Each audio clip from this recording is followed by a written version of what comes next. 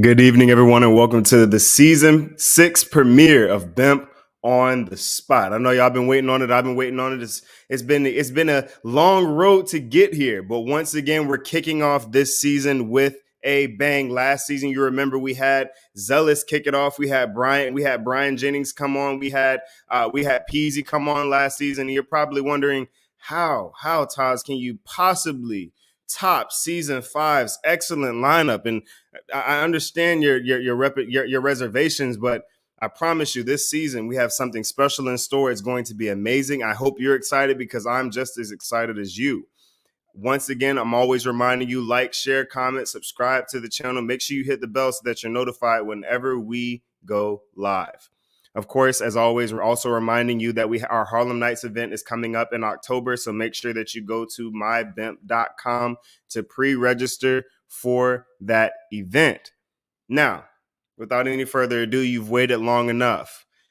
We have Lion and King, Elder Ahraya and Ahraya Malak, Lion and King of the Gathering of Christ Church, coming on tonight. Our special guest. I've been waiting for it for a long time. I know they're excited. I'm excited. I don't want to keep you waiting no longer. So without any further ado, brothers and sisters, let's get it.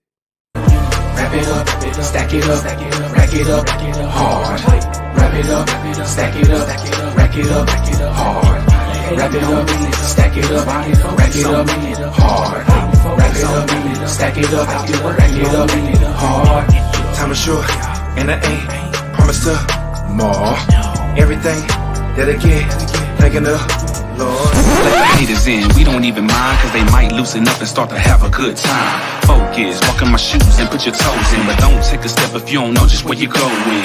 Pay respect unto the high and the low, man. Sometimes the sun up in the sky and rain and cold wind. Put your all in, don't fall in.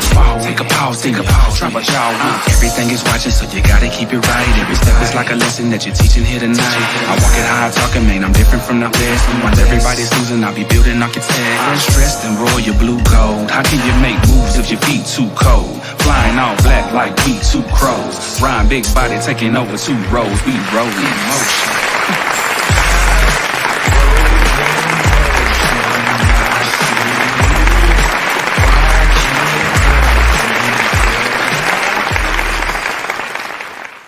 We up. What's good, y'all? Hey, everybody in the comments, make sure y'all show Lion and King some love. Give them a warm welcome to BEMP on the Spot, everybody.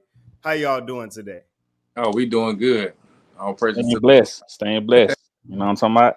All praise to the Most High. I'm definitely excited to have you all here. Thank you for accepting our interview, our invitation to come on to BEMP on the Spot. We're so excited to have y'all. We talked a little bit before we got started. Y'all know the devil is busy, but it ain't gonna stop nothing. The energy's still right. We still feeling good. Still ready to go. So without any further ado, let's jump into this interview. We know that you brothers are ranked Elder Ahraya, Deacon Ahraya Malak of the Gathering of Christ Church. We know what that is. Everybody here knows what that is.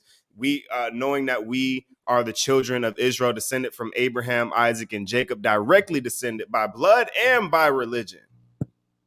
But everything comes to a point. I came into the truth at one point. You both came into the truth at one point. Tell us about that journey and how Lion and King came into play later on. King, go ahead. I'll tell you what. My personal experience on how Lion and King came about and the journey before. Long story short, I'm gonna try to make it short as possible. I was living in a world that's y'all were, and I was living a life of being a sorcerer. You know what I'm saying? Selling potions to my people or to the people. And at this time, Elder Ahraya, he was already, transitioning from that life into the truth. Me, I was trying to get it. You know what I'm saying?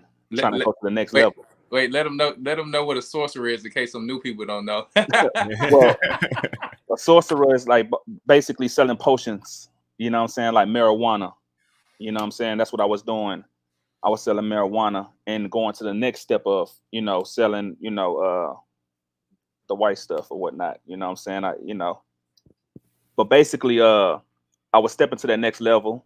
I was already in it for for a little short period of time, and it came to a time I was like a week before um, going into doing something very crazy.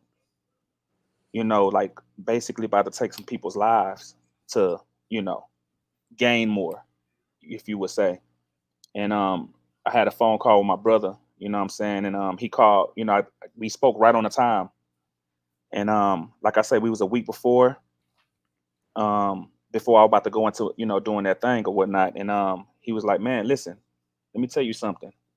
He said Abraham had a brother, and they both walked through the fire, and his brother didn't survive. Abraham survived because Abraham had faith, and he was walking with the Most High. But his brother was halfway in, halfway out.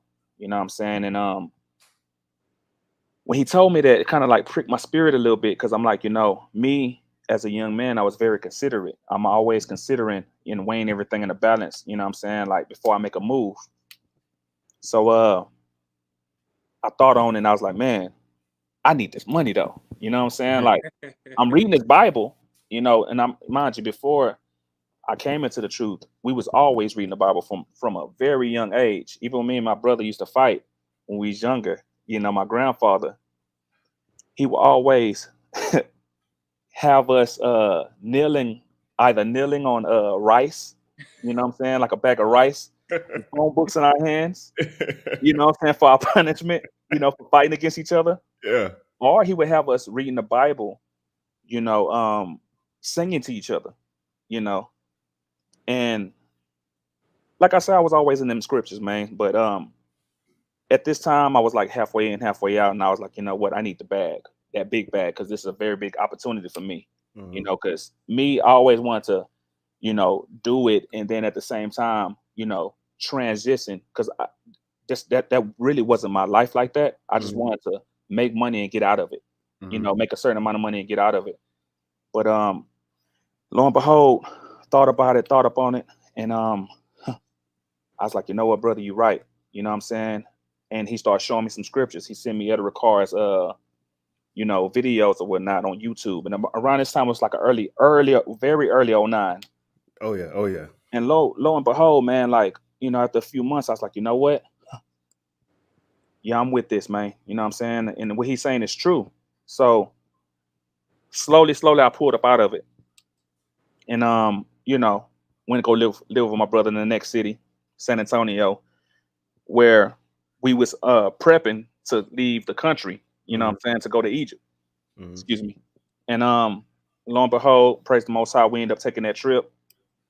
And from there, lived in Egypt, thinking that we gonna be, operating amongst, woods and trees and desert and all that stuff. Lo and behold, you got hotels. Even though I wouldn't eat Mickey D's like that, you had McDonald's, restaurants, carport, all that type of stuff going on.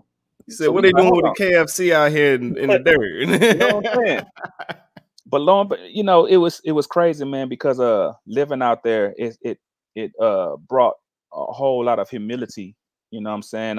You learned a lot, you know, looking at different cultures, how they move, understanding our culture, you know Mhm. what I'm saying, knowing how we supposed to operate or whatnot, living amongst them.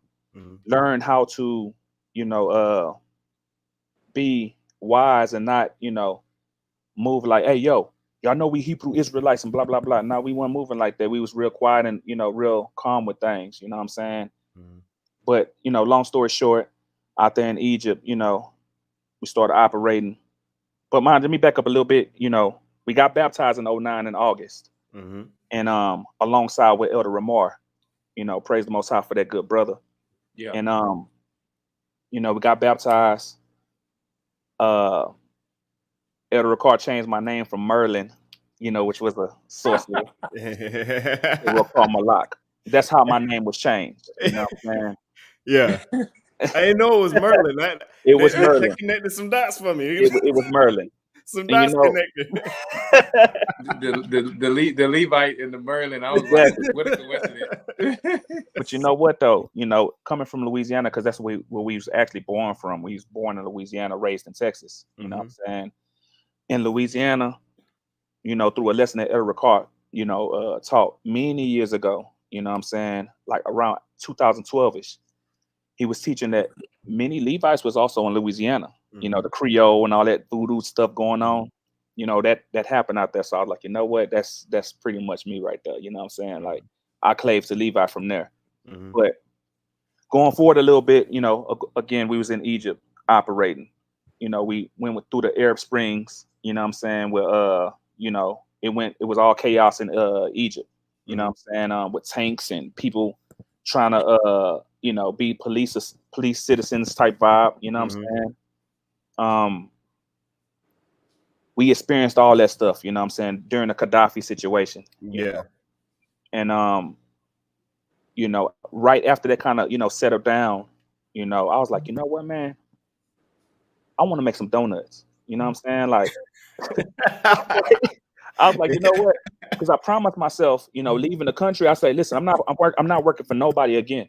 I'm not ever gonna work for nobody again. You know what I'm saying? Like, it's gonna be like straight entrepreneurship, regardless if I'm, making a little amount of money and I'm still taking care of myself. I'm not making no big time money because I'm in a foreign country. But I was like, you know what? Let me go ahead and do some, donuts. So my brother was there, like, I was making some donuts. They flopped and flopped and flopped. Till one day, I woke him up in the, early in the morning. I was like, bro, taste this. He was like, what the hell, like. Come on, bro. I'm asleep. I was like, nah, taste these donuts though, bro. He was like, yeah, that's the ones. That's the ones right there. Man, I started selling donuts to schools, bakeries. And one day I went to this school and this lady, she was like, would you like to teach English? And I was like, well, I don't got no, paperwork or no stuff for that. You know what I'm saying? Like, I'm not really a teacher like that. She was like, but you speak good English. I was like, all right, cool. You get my paperwork together and we can make it happen. I'm teaching kindergarten, you know what I'm saying, for like almost a year, you know what I'm saying? 21 students, have my own classroom. But I'm about to break it down how we got to Lion and King, Lo and behold, months go by, get sick. I moved into this big apartment and inside of this air conditioning system, it was mold inside of it. Got real sick. I was like bones, you know what I'm saying? And Ed Ricard, he was like, already dealing in Europe. He was already in Europe. He was like, yo, Ak, he said, why don't you come out here, get healthy, you know what I'm saying, and come back. I was like, all right, cool. So, I ended up leaving Egypt for my brother, you know what I'm saying, and, shipping down to, Europe. But right before I left, man, these people was telling me that in the hospital, they was telling me that, like, yo, because I was rushed to the hospital 2 days in a row. And they was like, nothing is wrong with you. It's all in your mind. I was like, nah, I can't breathe. You know what I'm saying? Like, so they prescribed me with 4 different type of pills the first day. Then the next day I was rushed back to the hospital. They prescribed me with 4 different type of other pills. And lo and behold, that didn't do me no justice. You know what I'm saying? Like, it threw me off, threw my whole body off. Didn't sleep for literally 1 month. Didn't get no sleep. I was on the couch for 1 month. Didn't shut no eyes. So my brother, I know what that's like. Yeah, I know what that's like. One day my brother, I was in the next city baptizing brothers with Deacon Yahweh, Elder Lawyer's little brother. He's baptizing some brothers out there who came in, who was shipping into Egypt or whatnot. And around that time, like I said, I was out of there. My brother was like, you know what, bro, you need to come back over here. You know what I'm saying? And came back over there. He went go play ball one night, came back in, and I was going through, I was like, yo, bro, I need to go to the hospital. My left arm getting cold and my body is numb and all this stuff. He's like, nah. You know what? We throwing them pills out the window. And I was like, I need them pills though. He's like, nah, go get that olive oil. You know what I'm saying? So he went go get the olive oil, prayed over me. Man, his little daughter, 2 years old. When that moment happened, it was one of my brother's little brother there. You know what I'm saying? Brother Raphael, his little brother, was inside the house at that moment. He was like, when my brother started praying over me, he hit the ground. And next thing you know, this little 2-year-old, my little niece, she started, praising Ahraya, like praise Ahraya with her hands in the air and all that stuff. Bro, lo and behold, I didn't feel anything anymore. That's how I knew at that very moment that the name of the Most High was really real. You know what I'm saying? It was really real. So like from that moment, that was my strength going forward. So lo and behold, Eric Ricard, he was like, yo, come out here. Went out there, got healthy, you know what I'm saying? And he was like, yo, let's do some music. So we did some music, dropped a few tracks for the church and whatnot, you know what I'm saying? And then lo and behold, Ed Ricard had to dip back to America, you know what I'm saying? So it was me by myself there left. A few years later, excuse me, Ahraya comes out there, you know what I'm saying? And right before he came out there, I was like, yo, so what we gonna call ourselves? You know what I'm saying? As far as, rap names, because, we're gonna be doing this music thing. What we gonna call ourselves? He was like, listen, let's call ourselves what Eric Ricard gave us through baptism. Ahraya Gabar and Ricard Malak. So let's take Ahraya and Malak and call it Lion and King. You know what I'm saying? I was like, you know what? That makes sense. Because Christ is the Lion and King. Period. You know what I'm saying? So like that's from the music all the way to our standpoint, how we operate amongst other Gentiles, other nations, and amongst our people. We are representatives of Christ. It's not no thing to what we talking about. Yeah, I'm king, and that's Lion over there. We both Lion and King. That's just his name. That's my name. Through baptism, through the Spirit of the Most High. So like, all in all, man, that's how we going for it. We was our own team. We built our team like this. Like, that's the elder. That's my big brother. At the same time. So when it was a situation, it wasn't no fights no more. You know what I'm saying? It was a thing to where I'm like, listen, we get into arguments. I'm like, you know what? Let me hold my tongue because that's my big brother. Big bro. Let me put the big brother to the side first, though. That's big brother in the physical, but in the spiritual, that's my elder. So I couldn't, argue with my brother because he's set in that position. You know what I'm saying? So like, when we came with disagreements, we was like, you know what? Let's agree to something, so where we can both, handle things in a certain kind of way. So when we did our music, man, we our own team, man. Like we do the mixing and mastering, we do everything. And, before anything is put out, he'll send this track to me, be like, yo, little bro, what you think about this? I'm like, it need this, or, oh, that sound perfect. Or I'm like, yo, bro, what you think about this verse? You know what I'm saying? He's like, nah, that sound whack. Lo and behold, my very first verse that I ever written, listen, 2009, mind you. I wasn't a rapper at all until one day he came to me. He was like, man, I want you to write this verse, you know what I'm saying, for this particular track. If it sound whack, then we're going to ball that thing up and we're going to keep it moving. You know what I'm saying? I'm going to go to the hospital real quick because he had to check up on his little, baby, his first little daughter, whatnot, his baby girl. He said, when I come back, I want to hear that verse. If it's whack, then we're going to move it along. I was like, all right, cool. He heard the verse. I rapped it to him. He was like, yeah, we heading to the studio. And I was like, okay, cool. I didn't know what was going on at that moment. You know what I'm saying? Like, so, after that first track was done, the song was called Shush. Shush, right? Hush. Yeah, it was called Hush, Little Baby, something like that. Hush. Yeah. And, when we did that track, I was like, yeah, I'm feeling this thing. You know what I'm saying? Like, so he said, yo, you're going to do a faster track now. We did a faster track. And he was like, yeah, all right, cool. So from there, I always humble myself when it came to the music. You know what I'm saying? Like, it was a thing to where I'm like, you know what? He was like, yo, bro, I want you on this track now. I want you on this track. And I'm like, man, I'm sitting here looking at my big brother. I'm like, yo, you know what? I'm very honored, you know what I'm saying, to be on a track with him because when he was 12 years old, yeah, probably younger than that, I used to watch him hit them, the old school little cassette tape, little small little joint. He used to put record and play at the same time. That's what I was rapping on. And I'm like, yo, I was always inspired by his music. And then one day he told me, he's like, yo, man, you motivate me. You know what I'm saying? You inspire me. Blah, blah, blah. I was like, man, that made me more hungry. You know what I'm saying? So I'm like, you know what? It's time to operate with this music, man. You know what I'm saying? And then one day I came up on my thoughts. I was like, you know what? This ain't about me. This ain't about, the individual lion and king. It's about representatives. Whatever we put in our music, we representing Christ, no matter what. You know what I'm talking about? So like, you know what? When we put this music out, we want everybody to feel it. We want everybody to relate to it. We want everybody to be inspired by it. You know what I'm saying? This ain't about us. We don't want no money from it. We don't care about none of that. You know what I'm talking about?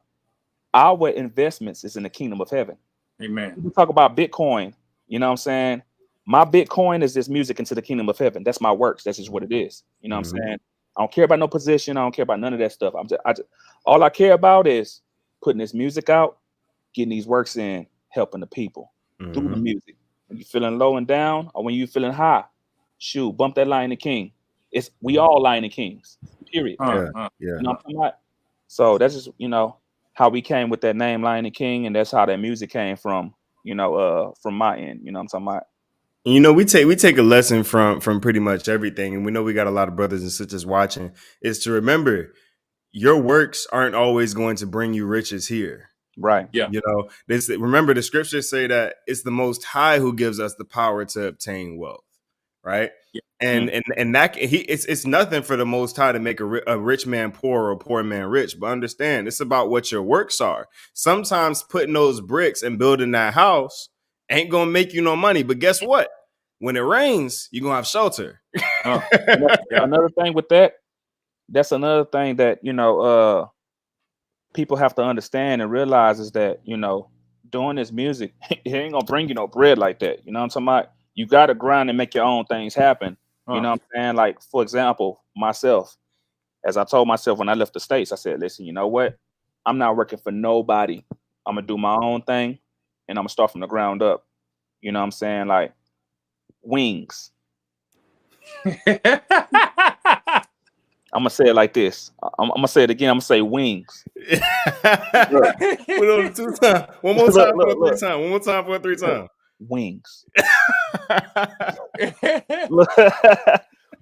Look, one thing about being an Israelite, man, it's not trying to be like, oh yeah, I'm an Israelite. That's it, or oh yeah, I'm an Israelite. Wake up like a serious man. Enjoy relax. You know what I'm saying? Like I be chilling, man. Like, stop being over righteous. Stop being so stern and.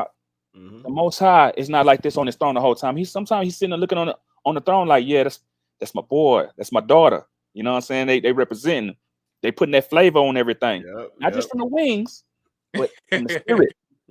Yeah. You know what I'm saying? So check this out, the wings, right? I started.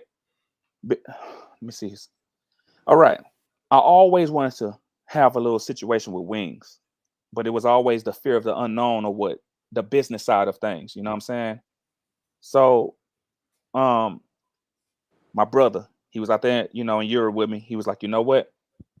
Do it. Just do it. Matter of fact, do it now. I was like, but bro, we need a menu. He's like, bro, let's do it now. Ahraya, he's the dude to where you want to set a business up, you go holler at him real quick. You know what I'm saying? Because like that's just what it is. He was always a go-getter, and I learned a lot from him. Even though we 2 years apart, he was like, man, like a father to me. You know what I'm saying? So like, lo and behold, I was like, all right, cool. I'm gonna get these wings. Open up me a shop in this place in Europe where I was at. Praise the Most High. All praise be to the Most High. I was the first black man to open up a place like that. Period. In this country where I was at.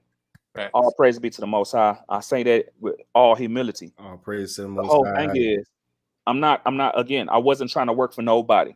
You know what I'm saying? No pride with that. Other people doing they jobs and they business with all that, what they doing and whatnot.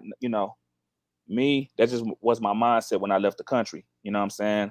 I was like, I'm not working for nobody no more because I was working since I was 14 years old. I'm 35 now. And when I started my wings, I started making my own hot sauce. Started making my own garlic Parmesan sauce. You know what I'm saying? And it flopped. Why?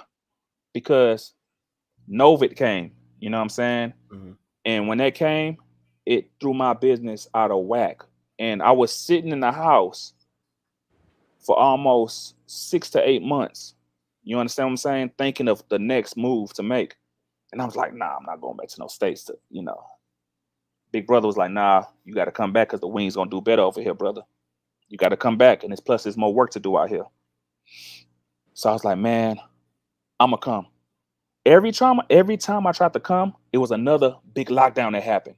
And I was like, dang, it's like, okay, some trying to keep me over here. So I'm debating with myself. I'm like, do I stay here or do I go back to the States? So now I'm, just debating with myself. So I was like, you know what? As Elder Ricard always taught me, he was like, listen, if you don't know, don't do nothing at all. Just sit there and wait. Cross your legs like Bruce Lee when they close that room on them. And when that door open up, you kick butt. Period. So I waited. The opportunity came, the lockdown opened up a little bit. Now it's like, you know what? I'm out of there. So came back to the States. My mama, she already had a food truck established. Praise the Most High, selling her oxtails and that good stuff.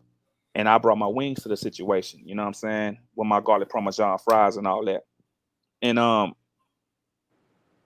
she was like, yeah, let's merge this thing. You know what I'm saying? We're gonna call it. She had a Creole flavor. I had my situation out there, King's Chicken, or Southern. Before it was called King's Chicken, I called it Southern Kingdom Takeaway. Mm. You know what I'm saying? So, I was like, you know what? Let's merge it. Let's call it King's Creole flavor. You know what I'm saying? So we got everything mingled in together with all the soul food, all that down south cooking and all that type stuff. And, lo and behold, man, listen, it's been a blessing ever since I got out here, man. You know what I'm saying? All praise be to the Most High with my situation with the wings and, me trying to establish my own business type vibe. You know what I'm saying? Oh, for sure. That name Southern Kingdom, that y'all gonna have to use that thing again. That's a good name right there. I mean, open a lounge, a tea or coffee lounge or something, and call it the Southern Kingdom. That's too good a name just to leave on the table now. Most High willing, we're gonna do it again. Like I say, when it came to this, man, when it came to business, right? Not saying that I'm fully established because I'm still trying to get on my feet. You know what I'm saying? But I praise the Most High for the little that I get. Not saying that I'm killing it because I'm not. I would say this: when it comes to opening up a business, you know what I'm saying, and just because it flops just for that moment doesn't mean it is over. Because guess what? After a year later, I came back up and I'm making more money than I was in the other country. In the other country, it was like these cats was thinking that I was, no disrespect to them brethren out there, Nigerian or African. You know what I'm saying? They thought I was African. That's why they weren't coming to my shop like that. You'll have more Europeans, Esau, come to my shop. As Elder Ahraya, I know he was there with me, when I was, we both selling them wings out there. Oh man, the best wings in the world. Oh my goodness. Oh, so it was a shame to where like you didn't have your own, or your people support you out there because they was hating on you because they couldn't do what you was doing or whatnot. You know what I'm saying? So like when it comes to a business, just because you flop for a time doesn't mean it is over. Because I ain't ever have in my mind that like, yo, it's finished. I was like, no, I'm gonna shut it down for a time because that's the reality. Because reality is reality. You know what I'm saying? If the Most High, want me to have this thing open again, that's what it's gonna be. You know what I'm saying? And that's what it was. So it's happening. Not saying this is my way into the kingdom. Nah, this is a small little element of something that I'm doing, you know what I'm saying, to get me by of making my little finances or whatnot. The music, it's not gonna make me finances like that right now. I don't even care about that. My thing is, like I say, it's my Bitcoin into the kingdom. You know what I'm saying? Helping the people, inspiring the people. That, I don't want to say too much. That's all from me though. You know what I'm saying? And one thing that I want to point out is that's huge is what you sort of outlined there is a huge thing. Your ministry and your work. Your ministry is your works, right? Right. But your business is your profession. These are two very different things, right? There's a talent or a gift that the Most High that placed in you that may have nothing to do with your ministry, but there's another talent and gift that He wants you to use for your ministry. You understand what I'm saying? The two are very different things. You understand what I'm saying? That's why a lot of people who have these gifts in these businesses, when they come in, it's like, man, I don't know how to adjust. It's like, listen, the Most High already placed what you have in you. Make it serve the kingdom. You understand what I'm saying? Wings, they don't got a lot to do with the Most High. The Most High isn't there's no thou shalt sell these wings in the Bible. You know what I'm saying? Right. Ain't no thou shalt sell these wings. But keep in mind, He also gave you your voice. He gave you that voice box, right? That's your ministry. Right. You see what I'm saying? Whereas Paul, tent maker, Thomas, taxes. I mean, Judas, tax collector. Everybody had Christ, carpenter. Everybody had a Right. profession. Everybody Right. had, but the ministry, the works, that's something different. You Right. understand what I'm saying? Right. And when it comes to business, a lot of people, they see the vision, and they see and what they don't realize is that you're seeing the vision complete. You're seeing it at the end. Mm. Everything that happens in between the beginning and the end looks completely different.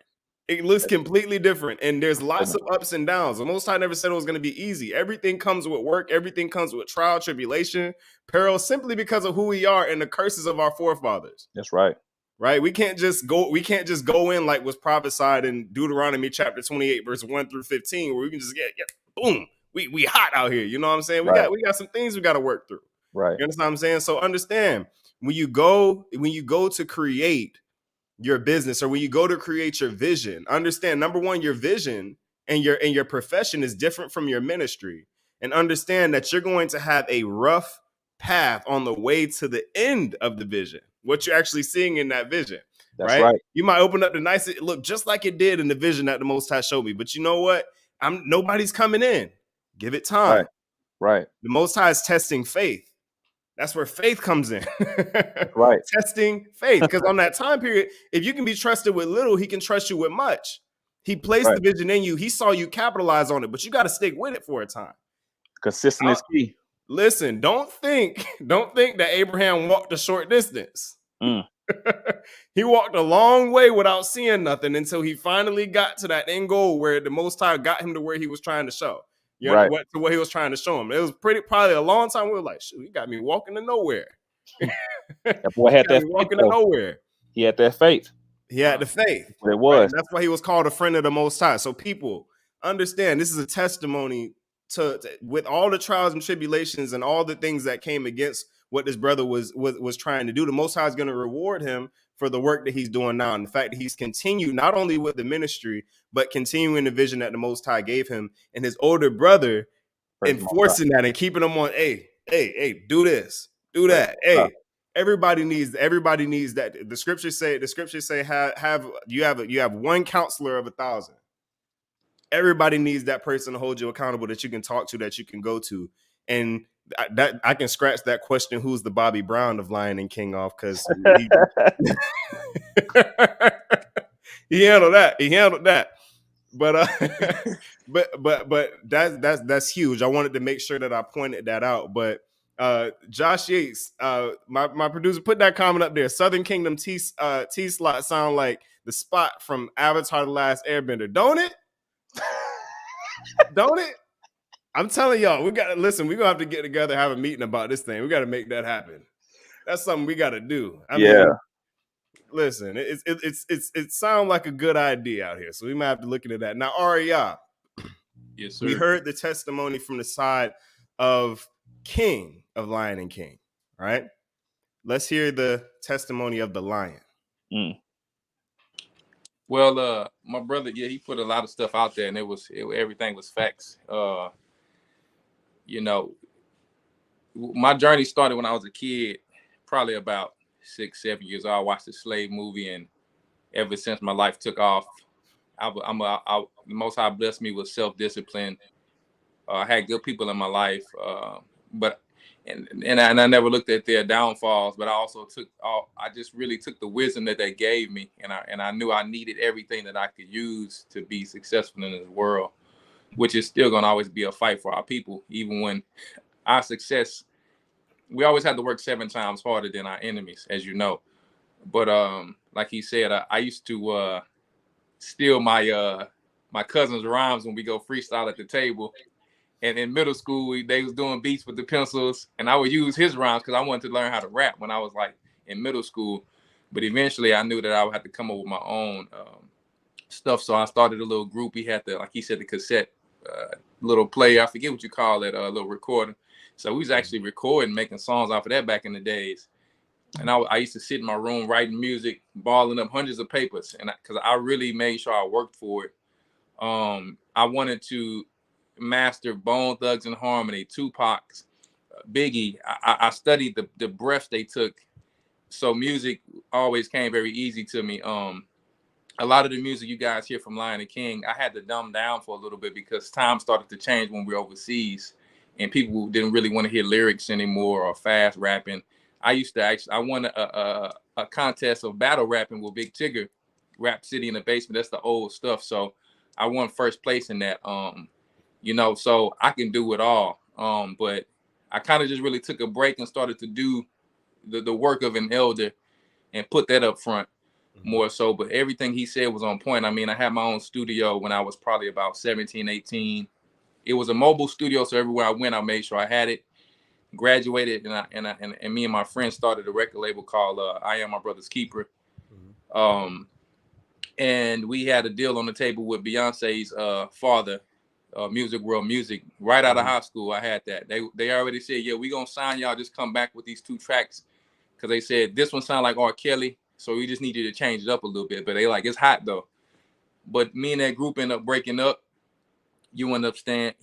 But I'm from Houston, Texas, to where people down here is not worried about being desperate to get a record deal like in New York and California. It's no offense to them because they got it at their doorstep, but here people was already making millions of dollars selling CDs out of their car. So it was already engraved in us we ain't begging nobody for no record deal because we from the home of a person called Jay Prince, Rap A Lot Records. So it just we knew that New York was always going to hate on the South and such, but that's why Pimp C, like, he didn't really was desperate to make a song with Jay-Z, but Bun B was trying to bridge the gap to bring the brotherhood together to a certain degree. Not that Pimp C didn't want it, but it's just, that was my mind frame. Like, I'm not never begging nobody for no deal.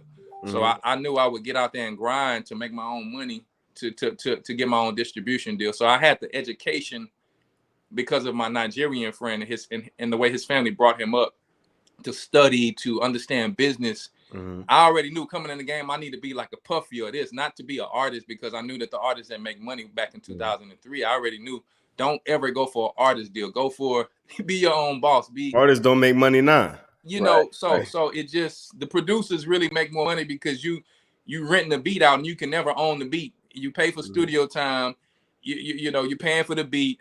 Like I said, we paid $800 for smooth operation. We didn't get that back. We paid $4,000 for our video. We didn't get that back, but it's not about the money, as Malak said. So it's about, if we got it for the people and we can inspire and wake up people, we don't worry about that, because we have, like you just said, other trades on the side that we do to survive or whatever the case may be. But so I did that. I had a few more deals on the table because I started my own radio show with my roommate called Playboy. He was a DJ. We started something called the Hotspot Radio. It was an internet radio station, and we rented slots from a source called Scorpion Media Radio. So you could rent your spot to have your radio show. We brought down people from Making the Band that Puffy had, Gangsta Boo, China White, all these old artists back in the days. We brought them down, working at the car wash, living in an apartment. We grinded, we hustled. I wasn't selling drugs at that time, but we worked hard to bring these artists down. You understand, the clubs and different things. We had Big Tuck, the artist that from Dallas with Big Tuck. His name was something. I think Tom. We really did that, and we interviewed all these people. Dylan, the Dillinger. I mean, we did a lot, man, for our young age. So the music was always easy. My best friend ended up linking a distribution deal in Houston, Universal and Bungalow. He's like, man, you want to come sign with me? Because we had broke up, but we finally patched it back up. We's like, man, what we broke up, for back in the day, that was nothing. Yeah. It was egos involved when we was young in college and all of that. But so I said, now, man, he was making songs with Trey the Truth. So he was paying these big artists. Trey the Truth ended up signing with T.I. later on. He was paying them to do music with him.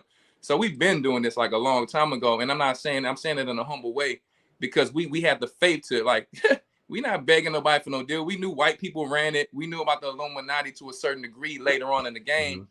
And I knew I was going to get a deal.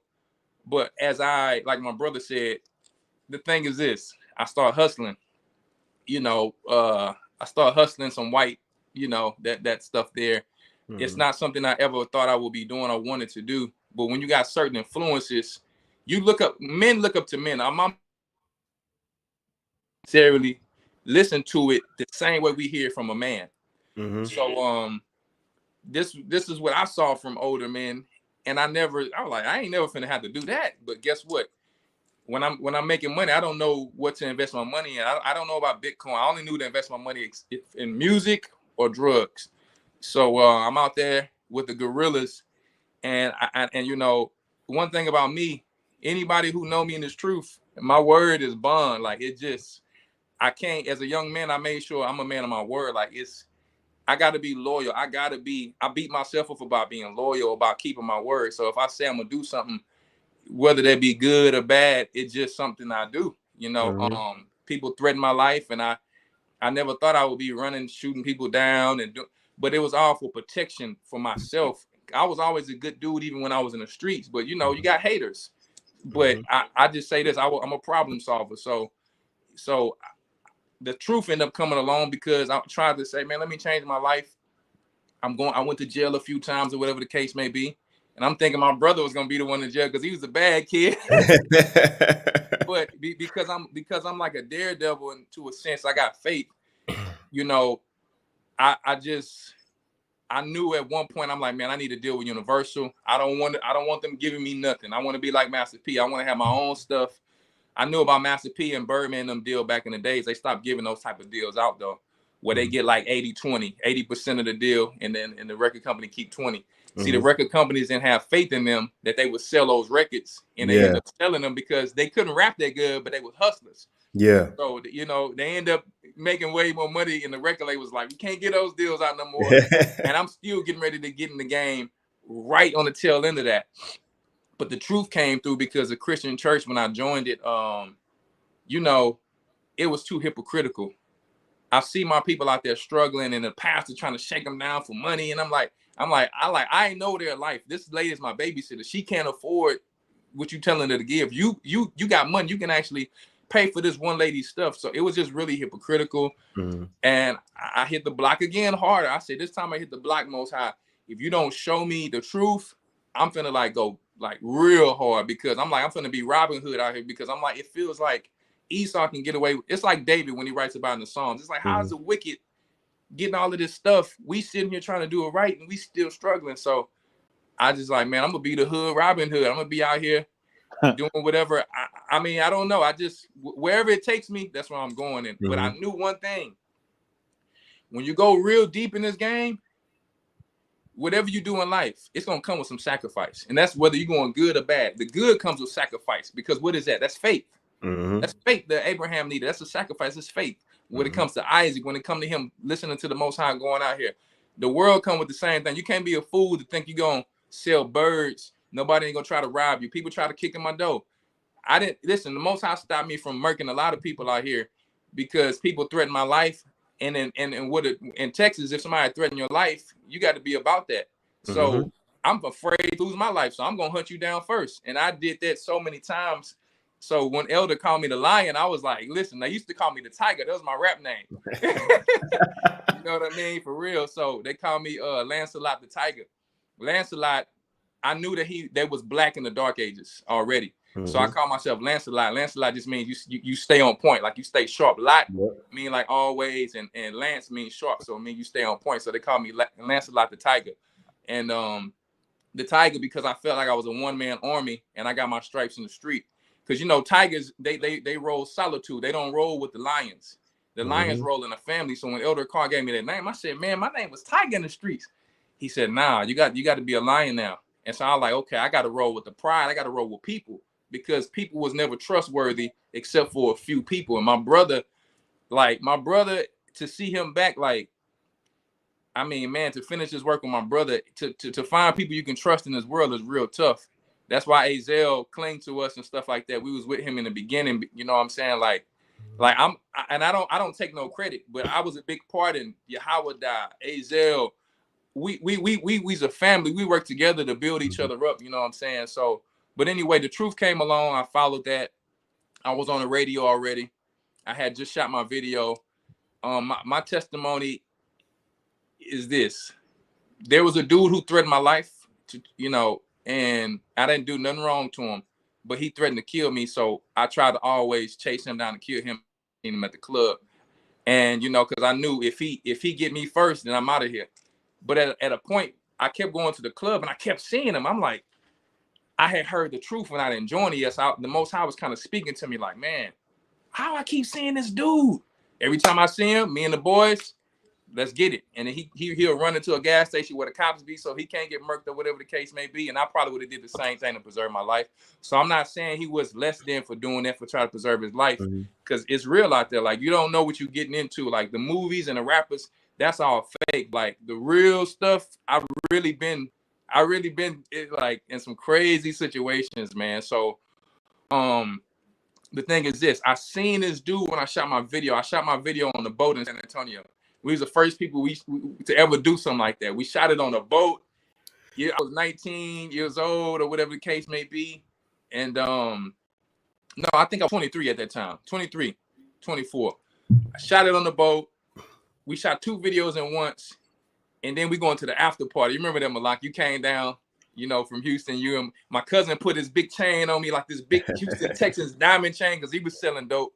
And he told me, he was like, Kinfolk, he said, man, you need to stop hustling, man. But he didn't tell me he was getting ready to go to prison for 15 years. So he was telling me, because he been doing this. I learned a lot of stuff from him, So when he told me that, man, he went down and I found out he was in prison.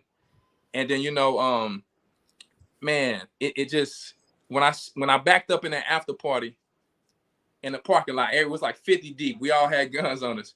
And then I looked to the left. It was the same guy again. I had seen this dude over 5-6 times periodically, and we both looked at each other. He was scared because he seen how deep we was. In Houston, we call it mobbing or whatever. But it some pricked me in my spirit, though. I was like, man, I'm like, this ain't no coincidence. This is the Most High trying to show me something. Like, that's because I didn't join that truth. And because when I listened to the truth, I knew it was real. But I had to transition out of this life thinking I'm gonna be able to rap for the truth, but trying to, be lukewarm. Nah, it didn't roll like that. So I said, I know what I can do to this dude right now because he outnumbered, right? I said, but the thing is this, I'm gonna be dead or in jail. It's gonna be one of the two if I don't join this truth. So I didn't tell nobody that. You understand? But after that, I started following the truth, man. And I grew a beard and kind of went south, grew a beard, and we ended up moving to Egypt. And like my brother said, I'm gonna try to sum it up a little bit. He ended up getting sick. We went through our little whatever in Egypt, our struggle, our come up. It's like going through the 60s again, because the Egyptians is more racist than the white people. They calling you nigger every day. We didn't, we've been through so much out there. I done choked over 30 Egyptians, man, because the Egyptians is racist. They put their hands on you. They just start trying to fight you for no reason. And you can turn the cheek out here, but out there you got to actually protect yourself. So it forced us to be strong as a community out there. Like, you know what I mean? And like I got my brother Rapaya Allah, who just came back to the church. Praise the Most High for that brother, for real, because he was in that room with us, me, Malak, Yahawada, Azel, Mayaka Allah. Shout out to Mayaka Allah, one of the greatest producers in GOCC. And that's not no knock on nobody else, because he been doing it for a long time, and he started with us, and shout out to my deacons, Carl and all these brothers. But anyway, we was in a room, man. We made a song that I'm going to reply y'all, if you out there, we're going to still put this song out. People started coming out with a song called Kwame Yasha Allah, but this is the first Kwame Yasha Allah song when the church first started. It's called Ready for War. Ready for War. What, tell them what year that was, though. That was like 2009. So before there was any GOCC or Hebrew music even out. Y'all was rocking already. Elder Ricard used to play the 12 Tribe song, and he played my song called Lucifer Be Gone. And that's the only 2 songs he just always played those. And the first, it wasn't Blog Talk. What was it before? It was something, I forget what it was. Elder Ramar knows, and then we was in this room, Rapaya Allah, he's a beautiful singer. Now, this brother is singing around the world. I remember telling him, excuse my language, I was like, nigga, get on your knees and sing this song. Excuse my language, but he was like extra shy. He was extra shy. And I'm like, no, I have faith in my brothers, man. I'm like, bro, you finna do this. And Malak used to ask me to write verses. I said, nah, bro, I'm tired of writing your verses. You're going to write your own verse. You know what I mean? Mayaka Allah was in the room to witness it. Azel was shy. He didn't want to get on the track. I still got his first song we ever did. He probably did. He told me about that. He told me about that. Listen. He told me about that. He told me, man, I that I told him his song was whack because I try to keep it real with my brothers instead of being a man pleaser. And I'm like, nah, you got to come with it, man. Because and the thing is, I'm not putting you down. I know what you got. It's like Most High knows what we are capable of. Sometimes we waiting for something to pop out the sky when we already got it in us. So we supposed to, as brothers, put that same energy into each other with love. I look at these brothers now. I said, man, look at Yahweh Dow rapping on the track. Hey, Zell. And I don't need to say I did this for them or care about that. I'm looking like, no, you already had it in you from the Most High. You just needed another brother to show you real love. And I know, hey, you feel me? So Malak start And getting crazy. I would actually say, hey man, you got to claim that. That's your fruit. Hey, listen. You got to, hey, at the end of the day, you got fruit. That's All fruit. praises. You understand what I'm saying? And that's something that's to be seen before the world. So understand that humility, absolutely, that's there. But that's your fruit. All praises to the Most High. All praise to the Most High, man. But look, you know, Malak got sick, went overseas or whatever the case, like he said. We ended up praying over him, and my brother, Rapai Allah's brother, I prayed over him, and his brother said he felt the demon come out because he ended up hitting the back of the wall. Like he like flew to the back of the wall like somebody slung him into the wall. It was like boom. And we was like, oh crap. You know what I mean? And he ended up getting himself healed, but then he still needed his body and his diet to get back on point. Went out there to Elder Car. They started doing music shows out there because that was the only way they can make money. And I said, bro, you motivated me to start rapping the way I used to rap, like hard, because I try to start dumbing down the music for the Israelites because they was used to the ABC type of music now. As you know, music starts to change, and there's no knock on our people. But I came up in an era where you had to have bars. Like I'm listening to Lloyd Banks back in the days. Fabulous. You have to have every bar is a punchline and a metaphor. And so he motivated me to actually get back into the game where I taught a few people to rap fast, but then so many people started to rap fast to where they just want to show off how fast they can rap instead of it being edified to people. So believe it or not, I just got all this music. I got music with me and Rapaya Allah in the studio, like a lot of songs, man. We did a lot of work, and you know, but I wasn't motivated no more. So Malak motivated me, man, like to get back on it. I went to Europe. Me, him, and Rapaya Allah, we used to just shut the shows down. We did a show on a freaking boat. We did it. We did shows in front of all these European. What? Listen, we are famous there. Before I got there, Elder Carr, Mayaka Allah, Azel, all of these people were famous there. Like they had painted them a picture or something on the wall of them and all of that. You know, so what we saying is when we made Wrap It Up, Stack It Up, and Smooth Operation, people didn't understand that we come back, the people making the Hebrew songs, we Hebrews, but I gotta get tired of that. You know, I need to hear universal things to bring other people into the truth. You see what I'm saying? Because when you're overseas, you got to be like Paul, all things to all men. And so I had to make Smooth Operation and Wrap It Up, Stack It Up, because that's the only, I can't just tell them we Hebrews right away and you scare everybody off and you ruin the spot you're in and you blow the spot up. So Smooth Operation, one person in that video, she was not even my girlfriend, she was my homegirl, who I was like, sister, you do music, whatever the case may be, let's do some music. And people probably can look at that video like, what is Elder Ahraya with a white girl? She ain't white, she from the tribe of Dan or whatever the case may be, but she ended up coming to the truth. That's why the song is called Smooth Operation. Wow. It's like not smooth operator, but it's an operation. Being smooth, being harmless as a dove. Right. So you got these Gentiles in there dancing and all of that, but these are people we gonna need when the scripture says, make ye friends of mammon to where you will be without everlasting habitations. So you can't go around cursing out everybody and just, it's about balance. That's all I'm gonna say, because we do need music for the Hebrews, and sometimes we got to blend in. Is all I'm saying. And you can't forget the parable. The parable. There you go. So when this sister hit me up and say, "Man, I'm in the Hebrew Academy. I've been following Elder Recall. I ain't taking the jab." I'm like, "What?" All like, praises. All of this stuff. That video that we was in Smooth Operation with brother Mark out there. Shout out to him doing work in Africa. Listen, this what it was about. And so now we over here making our Hebrew music because we're among the Hebrews, but it's a time for everything. You see? So that's pretty much about Lion and King. We're working on, an album, and it just is so much work to do with our people. So sometimes it takes the time. But guess what? We come out with these songs as we can. As you know, my brother, I got this new channel called Bodybuilding, and Yes. I got key supplements that we could talk about later. But I'll say that's the thing about how Lion and King was formed. We trademarked that name because we didn't know if Disney was going to let us do it because it was too close. So we ended up trademarking that in Europe. You understand, or whatever the case may be, because that's where they actually made it at, is in Europe. Yeah. And we own that name. You understand? So we always make sure we do our paperwork before we just start putting music out. So praise the Most High, for that. And that's how Lion and King was formed in so many words. And it's just, we're not saying we the best artists, and we just playing our little part, and that's all we're doing. And that's one thing I wanted to point out is the parable. Christ spoke in parables for a reason. The parables was for everybody. The understanding of the parables was for the chosen. You understand what I'm saying?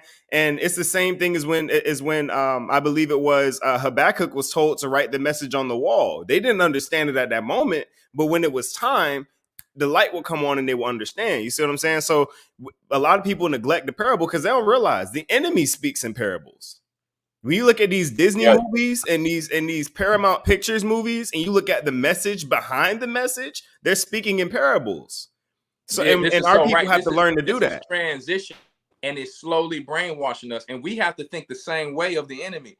Don't think a person just gonna change overnight. Yeah, you might see him with the type of clothes they had on that video, but guess what they're doing now? Slowly, a total different person. I'm looking for the end game. I'm not worried about a person changing overnight. Because we didn't change overnight. Y'all just heard my story. I didn't change overnight. And mind you, when it comes to our music, like what Elder Ahraya was saying, is that it's not about saying no disrespect, because the music is great. You know what I'm saying? When people saying Ahraya, I'm a Hebrew, I'm an Israelite, and all that stuff. You know what I'm saying? But we have to be very, very, being in Europe, we had to be very strategic on how we put out our music. Now, let me tell you something. Jungle, for example. Before I even put out Jungle, you know what I'm saying? Me and my son, we was at the house one summer day, in Europe. And I had the instrumental playing, but with just the hook. I didn't even lay a verse down on it yet. You understand what I'm saying? I told my brother about it, and he was like, all right, yeah, we're going to do something to it. And lo and behold, I took my little son to the pool, and I didn't know the guy. It was this young guy, there with his girlfriend, a tourist. You know what I'm saying? He was like, yo, is that your, what music is that? He said, the jungle. That's how he was saying it. And I was like, I said, yes, sir, that's my track right there. It's not finished yet. I'm going to be putting it out real soon. He said, when you put it out, can you send it to me? We exchanged Instagrams. Now, mind you, where's he from? He's from Ireland. So in that song, if you really pay attention to the lyrics, we dropping raw stuff up in that joint. Like now, this jungle, we weren't being, no, we wasn't behind the bush with it. And we was letting it be known what it is. You know what I'm saying? And mind you, that verse that I written, that very first verse, I written that back in 2009. You understand what I'm saying? So like the whole deal is the church in the world haven't heard the verses that was put on these tracks or whatnot that we putting out. You understand what I'm saying? So this brother, this Edomite guy, praise the Most High for him. He listened to the track, the whole full song, because I personally sent it to him through Instagram. He said, "Oh my goodness, the song sounds so hot, man." Now, mind you, it was some powerful stuff in them lyrics. Yeah. You know what I'm saying? He's like, I read it to my friends that's out here in Ireland. So, mind you, spiritually, the works is being done. You understand what I'm saying? Regardless if it's, listen, like our Elder Ahraya mentioned in one of his verses, he said, "This for the 10%. The rest I ain't concerned with y'all." 90% of this world is operating in this world.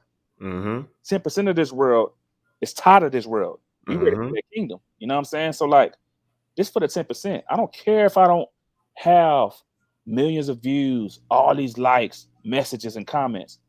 Give me one of them. Give me 5, 10. You know what I'm talking about? And that's what Ezekiel said. I mean, that's the thing, is that he was told to go and speak to the wind. Right? The word is out there. The word falls on everybody, but it's gonna be those who hear. Right. I was saying I was talking to a brother a couple of days ago, and I was like, chances are the Valley of the Dry Bones, there was more bones than the ones that rose. Yeah, yeah, I said there was more bones than the ones that rose. He said to speak unto the wind, and those that had an ear to hear, those bones rose. And I Right. said, yeah, but don't forget, there's a process to this, because there was some of those who were risen, their flesh was put upon them, skin was covering them, they were clothed in garments, but they never got the spirit, they never got Right. the breath. yeah, There's Right. some of those who, yeah, there's some who stopped along the way. There's different processes to this thing. You yeah, understand what I'm saying? And it's all about the few. It's all Right. about, because the Most High has you where you are, and this is for and like I said, there's a message for everybody that's watching that's watching here. The thing is that the Most High gave you a voice and He gave you a truth to spread it. If you have the knowledge of the truth but have no works, no fruit, Ahraya, he has fruit. Malak, he has fruit. I have fruit.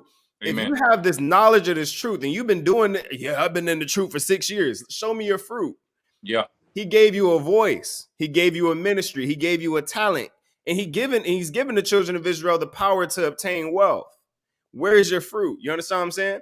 So when we're doing this work, we have to understand sometimes your situation isn't for the masses. He wants you to reach one person. And in order to reach Right. that one person, you got to just speak. You got Right. to speak. Praise the Most High for my Elder Rock. oh man, what? Praise the Most High for this brother. I'm gonna tell you Ah, why. Woo. One day, because of what you were saying, brother, about these works and these talents, Elder Rock, he said, one day I walked up, I went to him, and mind you, in Egypt, this brother was so stern. You couldn't play with him. He seen every BS that you tried to come with. And he'll give you that little lip. You're like, huh? You know, Eddie Rock. One day I walked up to him and we had a little conversation. Don't remember how it was verbatim like that, but I remember this. I was asking him, I was like, man, I don't know what my gift is. I was like, what you know? He was like, listen, Knock, keep the commandments. Keep the commandments. That's it. You keep the commandments, the Most High is going to show you what you need to show. Going to show you what He needs to show you. Period. And if you're not shown, keep the commandments. That's it. Transitioning from now, mind you, he told me this in Egypt. When I went to Europe, it was me, Ed Ricard, Maya Kaala. We was all sitting in this room. And Ed Ricard was talking to Maya Kaala about his gift. I was like, man, but I still don't know what my gift is yet, though. You know what I'm saying? I was like, but I was like, you know what? I'm doing my best to keep these commandments. You know what I'm saying? I can't just say, yo, I'm keeping them commandments like that. Doing my best to keep them. And I was like, man, Edward Carr, I don't know what my gift is. He's like, man, you got the gift of counsel. Because he's like, listen, when you talking to my son, Azel, he said, you know how to speak to him. And he be like, yeah. You know what I'm saying? Like, yep. Azel is hard to get to. You know what I'm saying? So like, Yep. but, before the truth, I remember myself, like every time something happened, from grown folks to young folks, mid-age folks, whatever, or elderly, they always asking me like, and I'm like, yo, you supposed to be teaching me though. Like Huh. at the end of the day, praise the Most High, because they came for the question, I gave them the answers, to make them feel better, whatever. But when I got this truth, now mind you, when I got into the truth, didn't know anything, fresh in it, seen a whole lot within the space of 2 years being in Egypt. It's like the Most High rushed everything fast for me to pick up everything and learn fast as heck, But when it came to them talents though, man, like it's all about, whenever the Most High show you your gift, don't let that flower wither away. You know what I'm saying? Mm-hmm. Take that gift and hone that joint, perfect it. I'm a perfectionist. I perfect everything I do, even to the videos. Being around positive people like Elder Aria, Elder Iraq, Elder Lawyer, positive brothers, showing the game and watching them how they move, gave me perfection in my works, which is what? Man, few videos we shot, most of our videos with cell phones. People don't even know it. We shot most of our videos with cell phones. You know what I'm saying? So I praise the Most High for that, man, because the videos is looking, all right, we're not, shooting with cell phones, but perfecting your gift and knowing what your gift is. And if you don't know what your gift is, like Eddie Wright taught me, man, just do your best, stay in them scriptures, keep the commandments, you know what I'm saying? And do your best to stay on point within this walk. You swerve off, get back on the track, because guess what? We all go through it. You know what I'm saying? We're not perfect. I'm not perfect. I go through the worst. You know what I'm saying? Sometimes I wake up on the wrong side of the bed. But guess what? One thing I don't do, I don't put my spirit or my negativity on nobody else. Dealing with something, I go in the corner and I pray it off, and I'm handling my business from there. You know what I'm saying? And that's how we get the works done. You know what I'm talking about? And I'm glad we hit on that point, because that was something that Azel and I talked about in our interview. Was, sometimes you don't know, the Most High doesn't reveal your gift until doesn't reveal your gift to you till he knows he can trust you with it. Right. You understand what I'm saying? Right. And I went through something similar where, the Most High, especially when you have a huge sort of calling on your life, the Most High sort of, you know that the Most High wants you to do something. You have this pull to do it, but the Most High is like, listen, no, you got to do something for me first. Yeah. Right. And it wasn't until I committed to the truth, and I committed not only to the truth, gaining knowledge of the truth, but the spirit of the truth as well. Right. Where the Most High started to reveal to me those things, where it was like, hey man, all right, so this is what you got. This, you just, one day in a room, when you're just sitting there, and all of a sudden it's like, oh shoot, this is what it is. Right. And now you can begin. Now the Most High begins to take you through that process. And it's sort of like what Elder Rakal was talking about before, where he said, I put the music down for a while to focus on the ministry and the work. And the Most High brought that back to me later. Yeah. You understand what I'm saying? It's sometimes the Most High is like, hey, listen, I got if I trust you with little, I can trust you with much. Right. But I need you to show me what you can do with this little first. Right. You understand what I'm saying? Right. So before we get into the second half of this interview, we're going to take a quick break, and then we're going to come back. We're going to talk about key supplements and bodybuilding. Right. So Ahraya, Elder Aria's bodybuilding YouTube channel. We'll be right back in just a moment. Stick with us. Welcome to BEMP, Black Heritage Enterprise Marketplace Corporation, an e-commerce enterprise platform created for Black business owners and empowered buyers across the globe. We are the platform that empowered buyers frequent most, the enterprise that our employees love working for, the parent company of BEMCO, Black Entrepreneurs Marketplace, a Black-owned e-commerce Black business membership marketplace, and a marketing and advertising platform for Black business owners.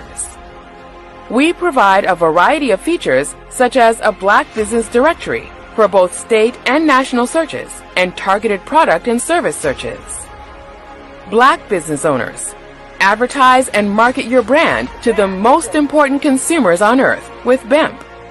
Black business owners, join BEMP today. BEMP Corporation. All praises, all praises, all praises. We are back, everyone. Once again, this is the interview with Elder Ahraya Gabar and Rakal Malak, Lion and King. We've talked about their testimonies. We talked about the food truck. We talked about their journeys in this truth. We just dropped some knowledge, but let's get to what we're here for. Right, we talked about the business aspect. We talked about the food, his food truck, and dropped the name on us, Malak, so that we can put that in the chat for everybody who comes for now and in the future. We're gonna put that in the description to make sure that when people go to Houston, they drop by there, because I know I'm gonna be by there. I told you what it is. Listen. Me and you gonna have to work on some things, and that Southern Kingdom tea spot. Me and you, we got to get talking on that as well. Yeah, we're gonna have to get that thing popping. I mean, I already got some business ideas running through my mind now. I'm a businessman myself, so we're gonna have to get together and talk about this thing. Yes, sir. But, okay, absolutely. So Aria, how did Key Supplements get started, and when did you decide, hey, this is something that I want to do? That's not usually something that registers in people's mind. I want to sell natural, holistic and natural supplements. Where did that come from? Yes, sir. Basically, I used to play basketball, and I don't like to toot my own horn, but I play on a professional level. They know that already. So I just ended up actually messing my Achilles up when we had a church event, but it was a beautiful event between us and Dallas. I wish Elder Amar was out there because he played basketball on a professional level too. We used to always play in Egypt, but the whole deal is this: I messed my not my Achilles. I tore my ACL partially on one of my legs or whatever, one of my knees. So when I went to Egypt, it started giving out on me because I didn't get surgery, because you don't have to get surgery on a partial ACL. No. ACL. We were doing the first Hebrew Academy that Elder Ricard had ever did. We was in the physical one where you actually had to train and do push-ups, and we had to run around like a military. So I'm in there doing my thing. I was bony in that time, man. I was 165. I seen it. I'm like 5'11" and a half. I'm basically 6 feet with my shoes on. I'm just a quarter away with them off. But I was like 165, man. And me and Malak was skinny. And we was always hard workers. We had heart. And basically, if you even got a question wrong in Hebrew Academy, you had to get on the ground and do push-ups. So I couldn't make it through at one point when we was running because my knee started giving. I'm like, man, my mindset is like, I'm not giving up, because it was so painful. And we're in a new country. We don't know what to do, where to go. I took the water jug, the 5-gallon water jug on the back of my shoulder, and I would just run it up 5 flights thinking I'm trying to rehab it, but I was going too hard. I had always been doing fitness all of my life because I was playing basketball, but I didn't really understand everything about it. Watched the guy on YouTube named Hannibal, start watching Cali Muscle, start doing calisthenics for like 2 years. My knee was still hurting off and on, though, to be honest. But I started my journey in 2009 to get to this size or whatever. And after that, I moved to another side of Egypt, became a powerlifter / bodybuilder. Powerlifting, for those who don't know, is for strength. Bodybuilding is to form your body. And, knee start giving out again. And I said, man, this got to give. I heard Dr. Truman Burst come on the Elder Radio Show years ago. And then I heard Lindsey Williams. They both talked about one key thing. It was MSM, sulfur. I'm not selling sulfur yet, but soon I will be. I said, man, he said, I'm 80-something years old running up and down the stairs. I'm like, whoa. I'm like, I don't know about any supplements in those days. I had no clue what a supplement was. And I said, well, I need to find this MSM. I found it. Me and Brother Rapayala had knee problems. We both used to, you know how we used to ball in Egypt, Malak. We used to ball. Yep. Listen, we used to ball. Yeah, how old are all of us? But anyway, I at one point I had to start wearing a knee brace to play because my knee was just out of there. And start taking that MSM. I said, man, just like black people, you go to the doctor tell you to take some 2-3 times a day, but when you get supplements for whatever reason, oh, that didn't work. And you're like, well, how many times did you take it? Well, I took it once. That ain't gonna do it. So, that's just the curses that a lot of us come with. Yeah. And I said, man, it's been 6 months. I don't feel anything. Am I supposed to feel something? And I said, you know what? I'm a consistent person at whatever I do. Let me just stay that way with this. Let me not give up on it, because Dr. Truman said it worked, whatever the case may be. Lindsey Williams actually wrote a whole book about it. Took it. After the 6 months, my knee, because it rebuilds cartilage, tendons, ligaments, all that. And before you know it, brother, after about eating that watermelon, after about 8 months, man, my knee started to heal up, brother. And I was like, man, I can squat again. Believe it or not, it worked so well. I was able to start squatting 500 pounds again. So I'm going every day now squatting. I'm squatting. I moved back up from 1 plate all the way to 5 plates. I used to take the 5 plate off, go in front of the mirror and squat 500. A guy who came through on steroids, and mind you, I only weighed like 175. I was squatting 500. So he came through the gym, and the owner told me, he said, man, you scared the guy out of here. And I said, what'd I do? He said, he's seen you squatting that weight. He was like, he didn't even want to come back. Because, the Egyptians is different type of people. They just like extra. Listen, let me tell you how extra they are. Embarrassed me. Before I finish. they listen. They heard of somebody fighting. This dude grabbed a 2x4. It had to be like 20 feet long. He picked it up, running to the fight. I'm like, what is this guy gonna do with that? You can't even swing that thing. A 20-foot long 2x4. They extra. They just so extra. Listen, these guys. But anyway, so I'm like, this dude ran out of the gym because of that. But anyway, you know how the power of Judah go. Yeah. But no, all jokes aside, though, honestly, my knee got healed and I was inspired to help other people the same way, whatever way. So I started to study supplements. And the thing about it was this: I did not, in the Hebrew community, what I don't want to do is step on other people's toes. And I'm not saying that's what other people's doing, but this is from my own mind. I said there's a lot of people doing the herbs, but I want to sell commercial supplements, like proper supplements that's packaged up, that I can be universal with. I can sell it to Esau. I can sell it just how the nations sell their products to us. We go to the nail shop, we do this. No, I'm not going to just sell it in the Hebrew community, because one thing I do understand by our people, they want to buy what Esau got. They want to buy the Louis Vuitton. They want to buy. So I know that's our mindset right now. It's not going to always be, but I said, let me always be. I used to tell my brother, we always got to be universal, even before the truth. So I said, it's going to be a corporate company. I'm going to make the logo look like it's Jewish. Even though it say Ahraya at the top of the logo, people don't know that. It got the Ark of the Covenant on there. It got, matter of fact, it got the Ark of the Covenant. It got the Hebrew and keys. I used to sell keys. So I said, kingdom is in you. I'm moving them keys still in the righteous way. So that's a bar. That's a bar. You know, but the word key is the kingdom is in you. So I also wanted that message to go out, since Elder Recall was always saying that the kingdom is in us, as the scripture says.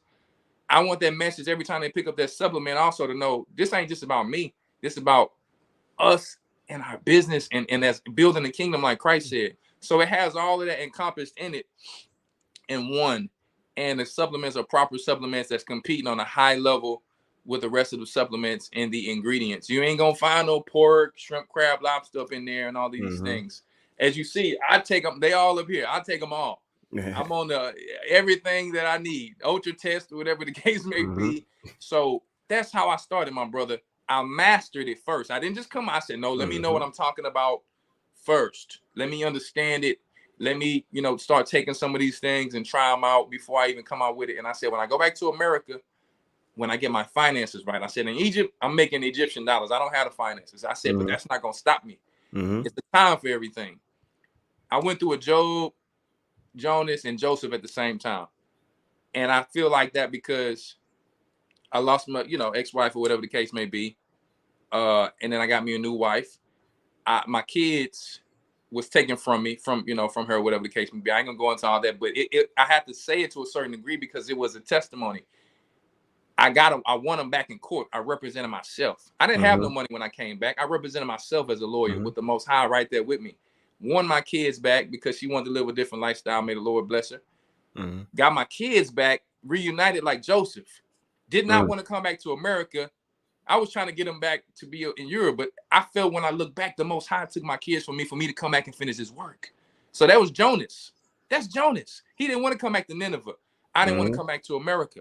So I came back. Most High giving me what? Land, houses, cars. I didn't have none of this. Ask them, when I came back, I was broke. But no matter where I go, this is what I want people to know. Went to Europe with my brother. We sold lands. We bought. We started a business. I come back here. We start a bit. Anywhere I go, everything I touch gonna be gold. That's period. And anybody who know me, they're gonna vouch for that. My gift is this: touching people to believe in themselves. And ask anybody who you know if that's not true. And I'm not bragging on that, but anybody tell me that I've changed their life. That's my gift. My gift is the gift of exhortation. I'm gonna make you believe in yourself. And because I don't got no hate in me, I don't know how to hate. I'm showing straight love. So this is the same thing I wanted to bring with key supplements. So if you want to notice how I started, I injured myself. I studied, I mastered it. I started to learn how to work in the garden and planting. And I just really wanted to do it on a professional level. And I love the fact that we have people also doing it outside of being commercial, because you're still going to need that when everything goes down. You still need the herbs outside of, because you see, no one necessarily from a sports aspect may go to you if they don't trust you with your hands on it. Mm-hmm. So I wanted to make sure, hold up, this is tested. You know, all of this stuff that I sell have been tested, lab tested, everything. So if I got a sports person in the Hebrew community who in the NBA, this and that, they can send that to take their it people, confidently. Yeah. right? And if they need something more powerful, I still got somebody in the community say, well, listen, you need something a little deeper.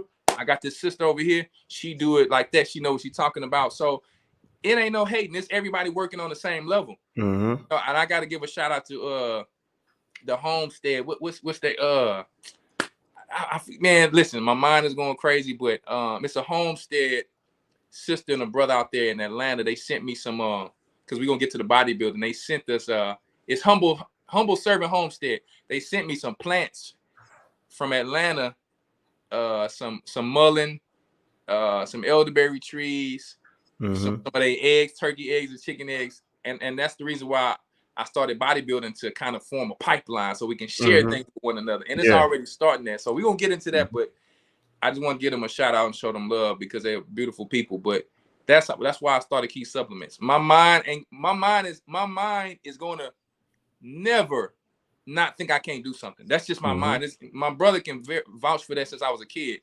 I was the first person dunking in my neighborhood. When people was going to the clubs and I wanted to make it to the NBA, asking what I was doing. At night, running drills by myself. And so, you know, I remember I slipped one day. I'm going to give y'all this story. I slipped when I was playing for the Sprite League in Houston. And everybody laughed me out, man. And the next week I said, nah, it ain't happening. I went and you know, they put me in the game. My boy shot it from the 3-point line. And I said, this is my time right here. They laughed at me last week. I went up there and grabbed that ball after he missed it. I cocked it all the way back and dunked it. And I was sitting on these two guys who used to always make fun of me shoulders after that. Everybody around on the floor. And I'll tell you why I did that. I had no fear. No fear. And I need to tell y'all that what you had in the world is also, you can still use it in the truth. The Most High gave you that.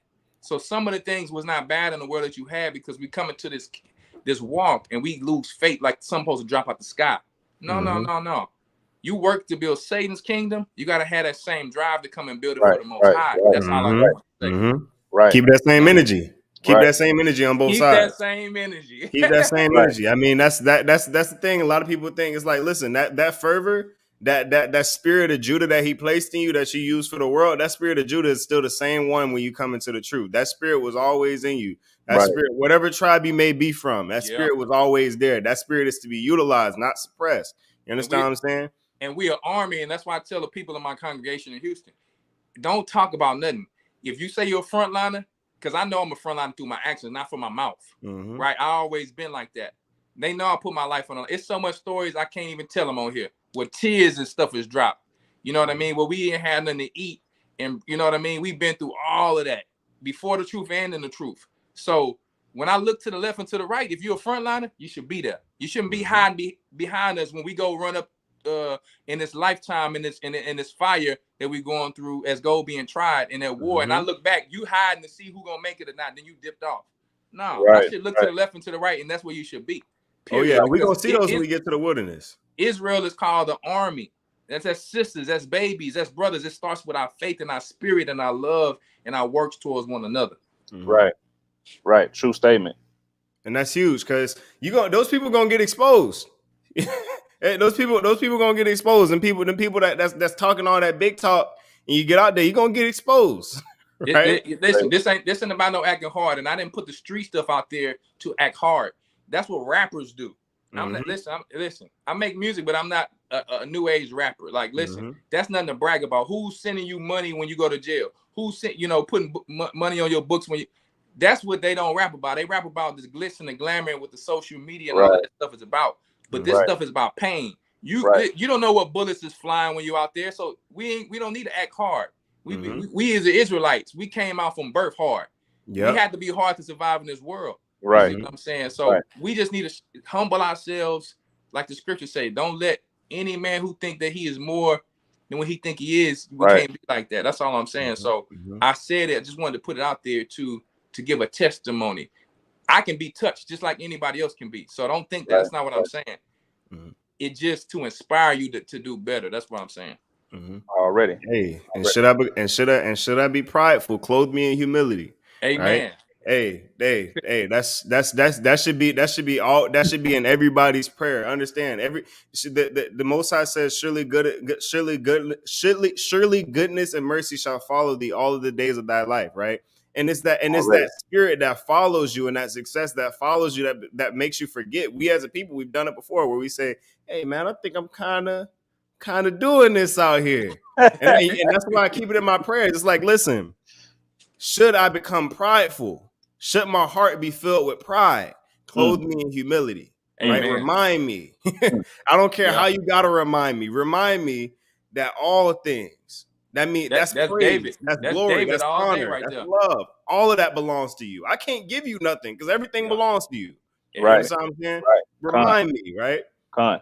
That's David. That's David all day, and that's even Christ. When Christ had to be put on that cross, he said, as hard as Christ was, he said, "Man, I mean, I know I got to do it, Father, but if I ain't got to do it, because you can talk about it all you want, but when you really got to go through the fire, it's tears. It's all of this stuff that comes through of the real feeling of what this really is about, and that's all the glitz and the glamour is cool, but let's just have that balance. You know what I mean? For real. Right. Now we got to start. We got to start to get it wrapping it up. Let's talk about bodybuilding. How did you get the idea? What are you doing there? And what can we expect from the bodybuilding channel going forward? Well, so bodybuilding, people, when people first come to it, it was a catch because they think it's all about bodybuilding. That's a part of it. It's a big part of my fitness journey. Because me, Elder Rock, Ramar, my brother, a lot of people used to always work out together, and brother Aquan over there in Egypt, and it's just something that we need to, as a people. I'm watching the Gentiles now in the gyms, Mm-hmm. and they are going at, they always trying to keep up with us. Even the sisters, Oh yeah. the women. Listen, I never seen Edomites getting glutes. Let's just say that I'm trying to be, And I was like, hold up, our sisters get natural things, but then they let it go. So I'm Mm-hmm. like, you know what? I got to promote that. Stay good for your husband. Stay good for your wife. We are image of the Most High. Present yourself as the first fruits from the inside first, but also from the outside, because the Mm-hmm. spirit is manifested in the physical. So you Mm-hmm. need to balance everything. Mm-hmm. So that's what the bodybuilding part of it is about, as far as the physical.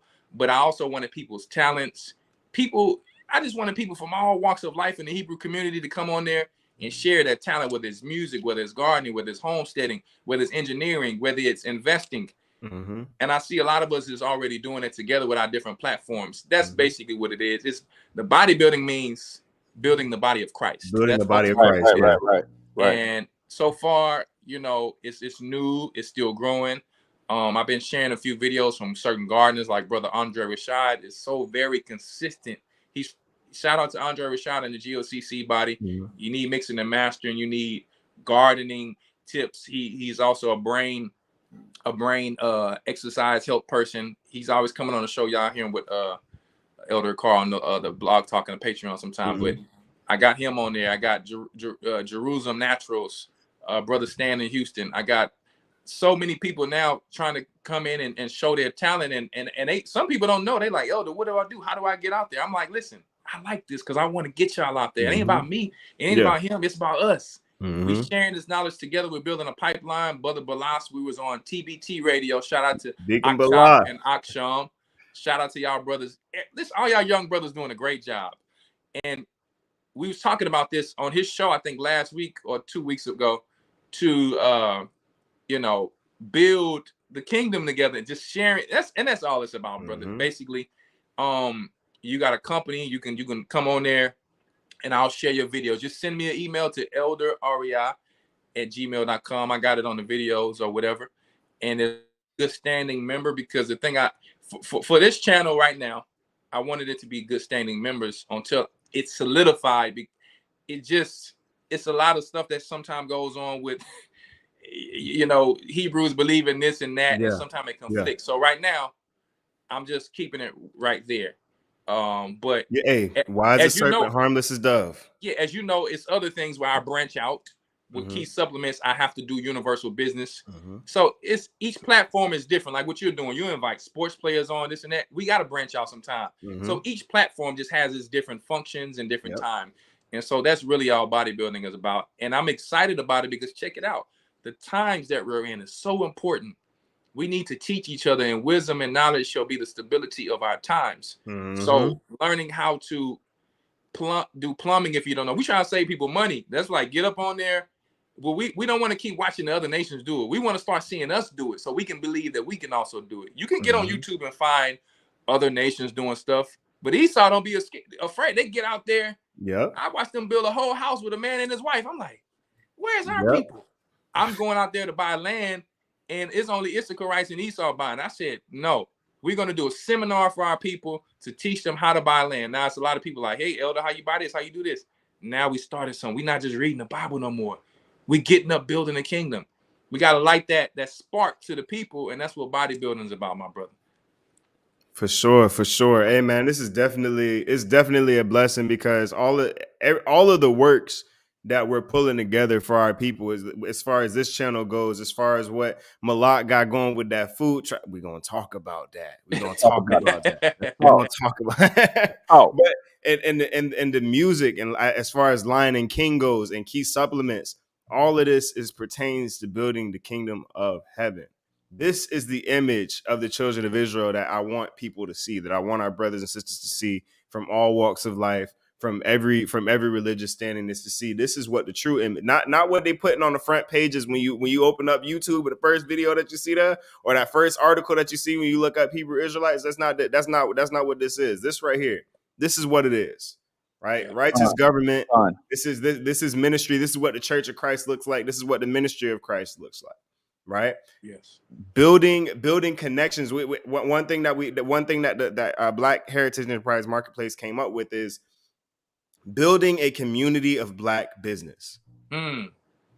Building a community of Black business, and a lot of people look at that. They see it face value. Oh yeah, connecting Black businesses to one another. No, you're subconsciously building kingdom. Yeah. Without realizing it. Listen, I don't have to believe the same thing as you. Right? You don't got to believe the same thing as me. But if our goal is to build our people according to Christ, I'm with it. Yeah. I'm with it. Right. Now I can't now depending on some things, I can't get down with you on everything. Of course. Depending on I don't know where you're at. But listen, nation building is nation building. That's the nation. Right. You understand what I'm saying? So this was listen, we're gonna have to we might have to bring y'all on at some point again. This was amazing. Just even the conversation, having conversations and talking is huge. Gotta get with both of y'all about the Southern Kingdom T-Spot. We gotta figure that out. I feel like that right there might be a thing. We might be on to something here. Hey, that's another reason why, this thing, I'm gonna be honest with you. We're gonna get it popping, man, because pretty soon, like I say, reality is reality. Pretty soon people are gonna be losing jobs, and we need something to where we can, make something happen within. You know what I'm saying? Building businesses within, you know what I'm saying? Like how the old Black Wall Street was, you know what I'm saying? That's how we gotta do it. Yep. So, we could open up something, do something to where people have jobs or whatnot, popping it off for these little few years to come, you know what I'm saying? And walking out with substance. Hey, praise the Most High willing, you know what I'm talking about? And one of the biggest things that we've been talking about lately, that I've been harping on lately, is what you just brought up, reality. I posted something recently on my Instagram page that said, if your perception shapes reality, then is it reality? Or should should reality shape your perception? Right? Understand, people. Figure out what reality is. That requires the scriptures say, "Sir, those who come to serve the Most High serve Him in spirit and in truth." Right. There has to be truth present. There can't just be spirit, and likewise, there can't just be truth without spirit. Yeah. Right. Perception is spirit. Reality is truth. Right. Bringing the two together, but in proper order. Right.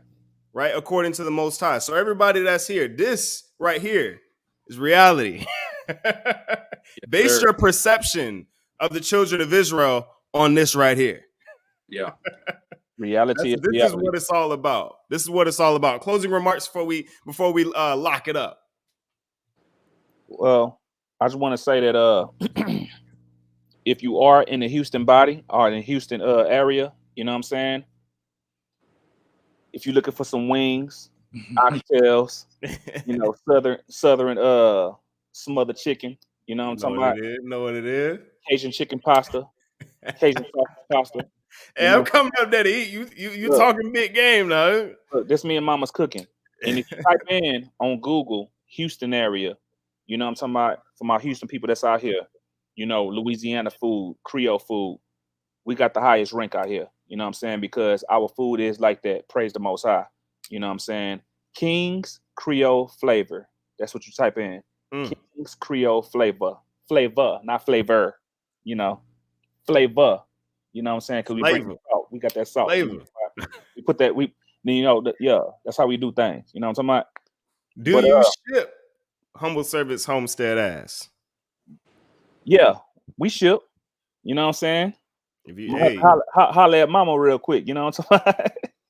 But Yeah. we definitely ship though. You know what I'm saying?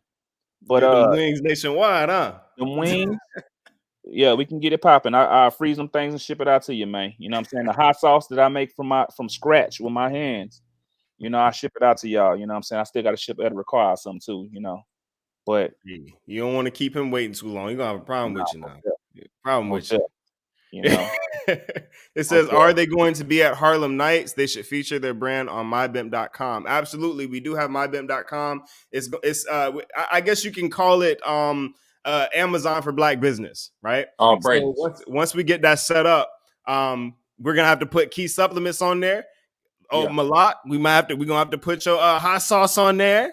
You know what I'm saying? You know, we're gonna have to do that. If you got some seeds, I know you got the homesteading. If you want to sell seeds, Ahraya, hey, on our mybemp.com, definitely putting your products up on there would be amazing. And we have our Harlem Nights event once again coming up in October. Are you guys going to be at the Harlem Nights event? Is going to be hosted here in Florida. It's in October, hosted here in Florida in Clearwater, St. Pete, right? So if you